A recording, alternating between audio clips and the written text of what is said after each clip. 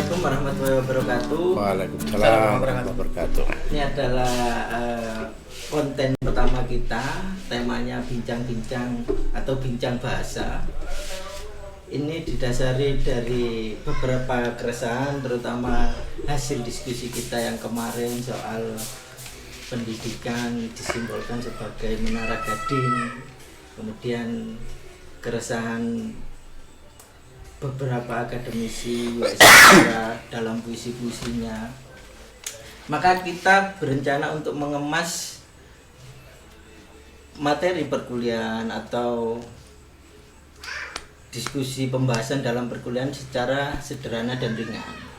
Maka saya di sini memperkenalkan diri, nama saya Muhammad Iqfir Sukardi dan di sebelah saya ada Muhammad Fatoni Rahman.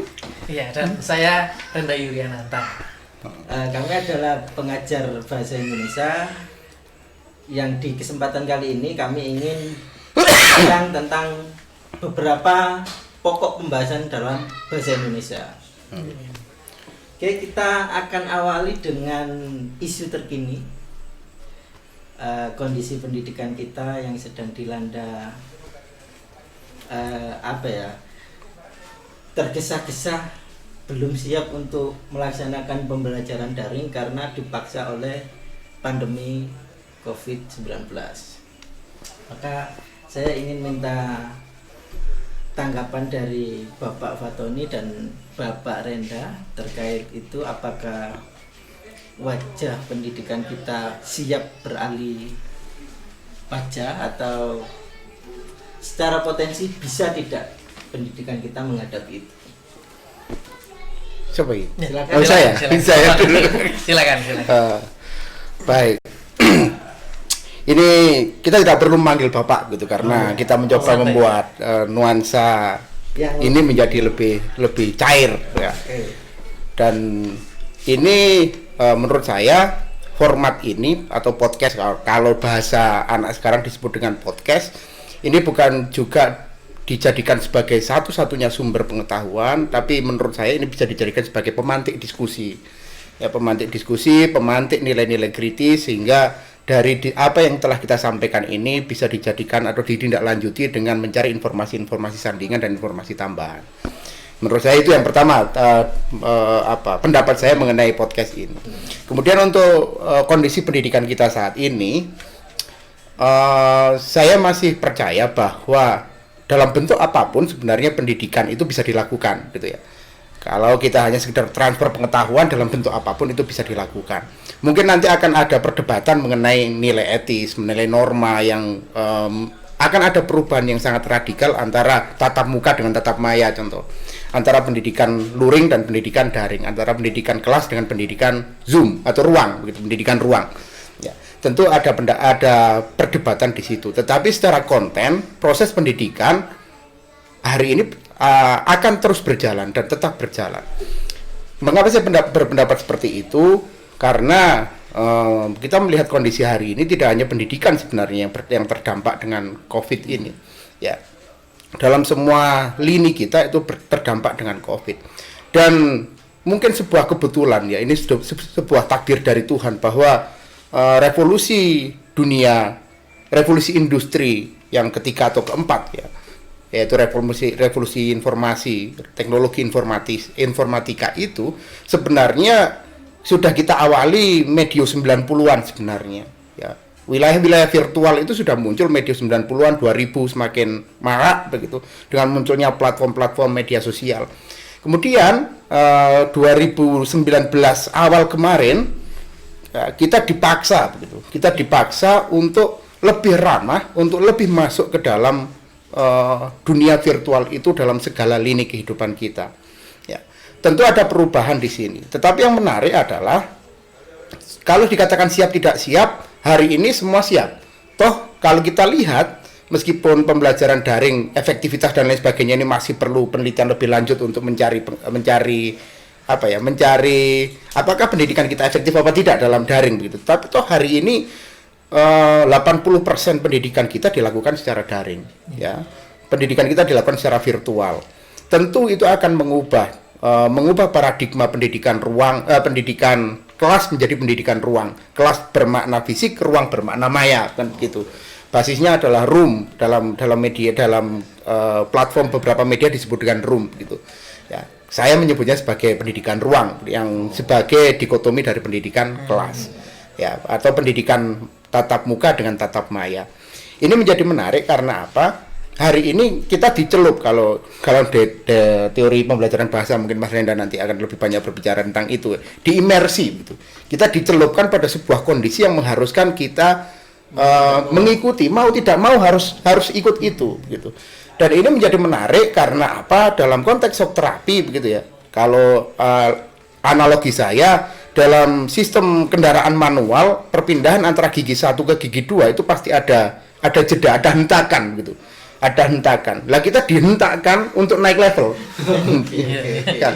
Kita kan dihentak itu. Kalau dalam konteks disebut dengan shock terapi, shock itu pasti ada hentakannya. Dalam itu kalau analogi yang paling sederhana ya analogi kendaraan manual gitu ya, bukan matic. Real man use 3 pedal gitu. Ya, benar. Ya, maka ada hentakan ini membuat kita bisa berjalan lebih cepat ya, dan ini harus kita hadapi. Itu yang pertama. Yang kedua, konsep pendidikan seperti ini tentu menimbulkan wajah baru, dan bisa jadi kalau ini diteruskan, saya yakin bahwa meskipun nanti kita kembali ke new normal dengan takdir Tuhan bahwa COVID bukan tidak hilang ya, tapi kita bisa berdamai dengan COVID ya, kemudian kita bisa berdamai dengan new normal. Saya tidak yakin bahwa pola pendidikan ini akan hilang atau kembali kepada murni pola pendidikan kelas. Saya tidak yakin itu. Pasti masih ada jejak-jejak pendidikan ruang atau room ya, room education. Ini istilah yang saya buat sendiri. Ya, pendidikan ruang ini pasti akan meninggalkan jejak. Dan ini menarik karena apa? Jejak ini akan bertahan lama menurut saya. Akan bertahan lama. Ini prediksi ya, akan bertahan lama karena ya kita akan kembali kepada pendidikan kelas, tetapi minimal dari pendidikan kelas ini ya, selama 1 tahun ini kita telah memberikan sebuah treatment kepada minimal 1 generasi. Ya, 1 generasi 2019, generasi 2019 adalah generasi yang dihentakkan oleh kondisi pandemi ini sehingga mereka disebut dengan generasi virtual begitu. Teman-teman ada yang lulus karena lulus jalur corona, ya. naik kelas karena jalur COVID, jalur corona dan lain sebagainya itulah. Tetapi itu tidak bisa kita hilangkan karena ini menjadi rekam jejak dari sejarah pendidikan kita bahwa generasi 2019 adalah generasi unik yang dihentakkan, yang disok terapi oleh kondisi sosial budaya atau sosial kita yang berubah karena pandemi. Menurut saya begitu, Pak Iqbal. Itu Mas Iqbal. menarik sekali perspektif dari Pak Fatoni. Mas Fatoni. Mas Perspektif Fatoni yang sangat baik memandang perubahan ini. Saya pun sepakat bahwa memang jejak ini akan berubah karena arahnya akan ke sana sebenarnya. Dunia pendidikan apapun itu, lapis kehidupan sosial kita sebenarnya akan mengarah ke sana, hanya COVID ini mempercepat itu semua. Yeah. Oke, silakan Mas Renda. Baik, terima kasih Mas Iqbal. Baik, kalau Saya belum minum ini. Silakan. Kita tutup Santai. biar tidak terkesan iklan. Baik. Silakan minum. Dinikmati. Baik, kalau saya melihat dari segi SDM, karena kalau kita perhatikan untuk SDM yang sudah sudah lama berkecimpung di dunia pendidikan, biasanya akan lebih sulit untuk beradaptasi dengan situasi saat ini karena ya beberapa contoh ya, ketika saya melakukan pelatihan gitu, ada sebuah pelatihan dan saya mengikuti pelatihan tersebut gitu. Nah, di sana ada beberapa orang-orang yang sudah sudah lama berkecimpung di dunia pendidikan dan sudah terbiasa dengan pembelajaran yang langsung begitu, bertatap muka dengan siswa dengan mahasiswa, dan ketika bertemu dengan contoh aplikasi UPS yang digunakan untuk membuat sebuah video pembelajaran begitu yang mungkin bagi beberapa orang bisa lebih menghemat kuota. Jadi karena bisa dimasukkan ke YouTube videonya dan kemudian ditonton, ada paket-paket yang bisa menonton YouTube secara gratis atau unlimited begitu. Nah, dan dari sisi itu banyak yang kesulitan untuk menggunakan atau belajar aplikasi tersebut. Dan di sisi lain contoh ya, ketika saat ini saya perhatikan beberapa dosen-dosen yang senior, dosen-dosen yang sudah sepuh begitu ya. Nah, pembelajarannya lebih banyak yang menggunakan WhatsApp.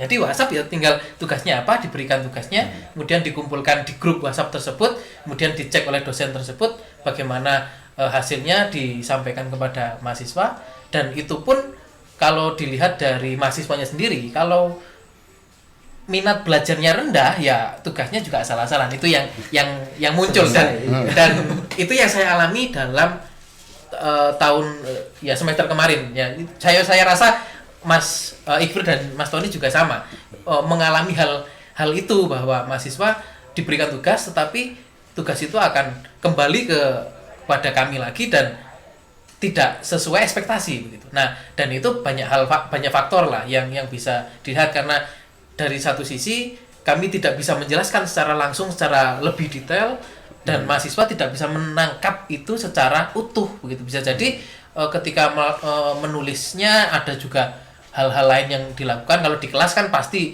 intensif begitu, mahasiswa akan mengikuti langsung. Tapi kalau di luar kelas biasa saja dia dengan menggunakan gawainya dia melakukan kegiatan lain sambil mengerjakan tugas, akhirnya tidak maksimal. Nah, kalau melihat fenomena tersebut dari segi SDM ya, bahwa pada akhirnya kita akan mengatakan pada tahap ini kita masih belum seutuhnya bisa menguasai teknologi sebagai sebuah media untuk pembelajaran dalam pendidikan gitu. Tetapi seperti yang tadi disampaikan oleh Mas Tony dan juga Mas Iqbal ya, bahwa ini akan menjadi hal yang tertancap pada periode selanjutnya. Pada periode selanjutnya bahwa pembelajaran mungkin ya ada 2/3 pembelajaran itu langsung ya, pembelajaran langsung, 1/3 bisa jadi akan pembelajaran tatap maya seperti itu. Jadi akan bertemu di dunia maya, karena kalau kita perhatikan kelebihan dari dunia maya kan ya kita bisa bebas untuk waktu dan ruangnya. Kita bisa menggunakan Zoom, bisa menggunakan Google Meet dan juga aplikasi yang lain untuk kita bisa bertemu tanpa ada batasan waktu, tanpa ada batasan ruang. Berapa orang pun kita bisa masuk di sana. Nah, kalau saya perhatikan seperti itu, bahwa pendidikan saat ini silakan dilaksanakan dengan bertahap, tidak masalah, dengan kemampuan yang sementara kita masih belum, kalau saya mengatakan belum beradaptasi secara utuh, tapi kita berproses untuk beradaptasi ke depan. Jadi begitu. Ya. Mungkin yang menarik adalah bahwa proses pendidikan kita hari ini tentu ada peralihan, ada alih wahana begitu ya. Ada alih wahana, ada alih ruang begitu. Tentu ada barrier-barrier, tentu ada batasan-batasan, ada kendala-kendala tertentu dalam proses pendidikan kita. Kita harus adil juga bahwa kita harus melihat ini dalam berbagai perspektif. Sekarang kita berbicara atas perspektif dosen, pengajar contohnya. Kita harus melihat juga dari perspektif mahasiswa. Ada beberapa barrier. Contoh, kenapa kok mahasiswa tidak bisa mengerjakan mengerjakan tugas dengan baik contohnya? Bisa jadi bukan karena mahasiswanya, tetapi karena pengaruh dosen yang sistematikanya mungkin tidak jelas, arahannya tidak jelas dan lain sebagainya. Sehingga ini harus disikapi, ada peningkatan kualifikasi di dosen dan ada peningkatan afeksi di mahasiswa. Ada niat yang harusnya lebih jujur, lebih produktif. Nah, ini yang perlu kita tekankan ketika pendidikan maya ini. Karena apa? Formatnya tidak bisa langsung bahwa langsung tunjuk kamu salah, kamu benar, tidak. Tetapi mahasiswa memiliki kemerdekaan dalam bereksperimen dalam mengolah data dan lain sebagainya lah dalam proses pendidikan itu. Kemudian barrier yang lain adalah kita harus jujur juga mengatakan bahwa kenapa ini tidak siap, karena memang fasilitas teknologi kita tidak siap untuk itu. Ya, fasilitas teknologi kita tidak siap. Meskipun pemerintah sudah mengeluarkan kebijakan dengan menambah kuota, dengan memberikan kuota gratis dan lain sebagainya. Tetapi apa artinya kuota gratis kalau sistem informasinya tidak berjalan gitu? Secara hardware ya, secara piranti kasarnya tidak ada begitu. Meskipun ada mahasiswa yang dapat 30 sampai 60 giga begitu bantuan kuota, tetapi kalau dia berada pada wilayah yang minus sinyal, ya. Ini kan piranti kasar yang sebenarnya belum siap gitu. Sehingga bisa kita lihat hari ini, mungkin ini juga bisa kita jadikan sebagai pembelajaran refleksi kita bahwa pembelajaran daring itu bisa sangat longgar, bisa sangat ketat, ya, bisa sangat longgar, sangat ketat. Platform Google Classroom kalau kita tentukan bahwa pengumpulan terakhir jam 4, maka di luar jam 4 pasti terlambat begitu. Ya, itu sangat ketat, tetapi bisa juga sangat longgar karena ya mahasiswa bisa melakukan apapun dengan sumber daya yang dimiliki itu. Tetapi dengan sebuah kesadaran bahwa ada keterbatasan, ada barrier ya, yang saya sebut barrier dalam pendidikan yang kita hadapi hari ini. Dan manusia adalah makhluk yang selalu berevolusi. Manusia adalah makhluk yang tidak berhenti berbuat, tidak berhenti mencipta gitu ya. Maka saya yakin bahwa ini akan menjadi biasa. Ini akan menjadi biasa mungkin 1 atau 2 tahun ke depan. Tetapi hari ini memang ada barrier, tetapi saya yakin bahwa semakin lama barrier ini akan semakin tipis ya. Halangan-halangan itu akan semakin tipis. Karena sudah terbiasa. Karena sudah terbiasa. Sebenarnya itu tidak berdampak besar bagi, kita harus akui bahwa bagi mata kuliah yang kita ampu itu tidak berdampak besar. Tapi untuk mata kuliah yang praktis seperti teknik mesin, pertanian yang mereka butuh lab untuk menguji, kemudian mereka butuh bengkel, fasilitas fisik yang harusnya mereka dapatkan itu kan tidak bisa digantikan di ruang yang sifatnya laboratoris praktikum gitu. Laboratoris praktikal. kalau mata kuliah kita memang bisa, dan kita pun membuat proyek ini karena jenuh juga ngomong dengan HP melalui Zoom. Atau bisa jadi begini Mas Iqbal, kenapa kita membuat ini di mata kuliah kita? Karena mahasiswa kita tidak terlalu peduli dengan mata kuliah bahasa Indonesia. itu sebenarnya itu yang harus kita hadapi.